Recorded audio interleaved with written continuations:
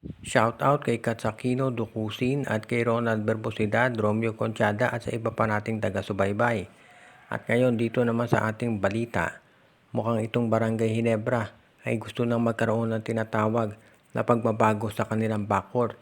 At ang isa nilang tinitignan dyan ay makuha itong si Tyler Tio mula dito sa Phoenix Fuel Masters. Alam natin na matagal nang hinahanap o tinatarget itong Ginebra, itong si Tyler Tio. At ngayon ay mukhang ready na silang ibigay ito dito sa Phoenix at pwedeng kapalit ay tatlo. Itong si Stanley Pringle, itong si Sydney Onwubere at sasamahan nila ng first round pick ng Barangay Ginebra. Kung sakasakali baka magdagdag pa sila ng isa pang player para maaprubahan nito ng trade committee. Sa husay kasi ng nilalaro nito si Tyler Tio, hindi na nakapagtataka talaga na gustuhin niyang kunin ng SMC. At hindi na rin syempre nakagugulat kung itong si Tio gustong mapunta sa SMC. Dahil sabi nga ni Coach Yeng Giao, iba ang maximum salary ng SMC at MVP Group kumpara dito sa mga independent teams. Natural lamang yan. So, ibig sabihin nito, kung itong si Tio gusto na rin mapunta sa Barangay Ginebra, abutin na rin at least may makukuhang kapalit itong Phoenix Fuel Masters na mahuhusay din ng mga players. So, yan ang aabangan natin ngayon.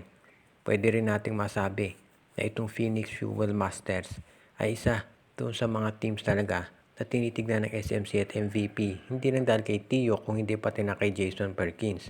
Kung makuha ng Barangay Ginebra si Tyler Tio, unang-una magkakaroon sila ng additional na 3-point scorer. Yan ang kinakailangan nila ngayon. Kitang-kita yan doon sa serye kontra San Miguel Beer.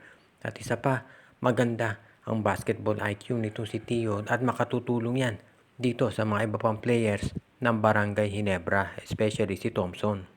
Ito na nga ba ang tinatawag na last chance para dito kay Coach Chito Victolero?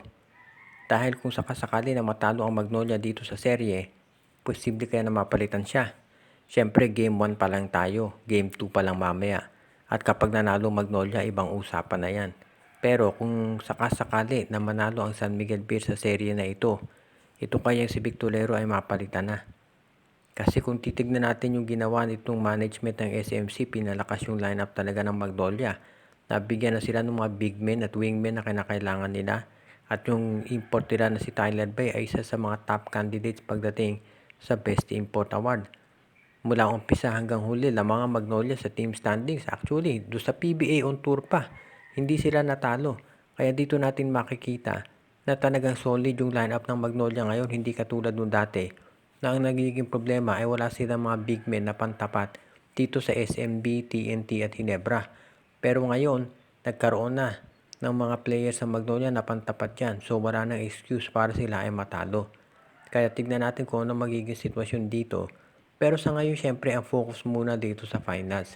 Oobserbahan ng mga insiders sa analyst at syempre ng management ng SMC kung ano magiging adjustment ito si Coach Chito Victolero para dito magkaroon ng tsansa ang Magnolia. Dahil sa ngayon, alam natin na pwede pa silang mag-comeback. Isang panalo lang dito sa Game 2, magiging best of 5 na to.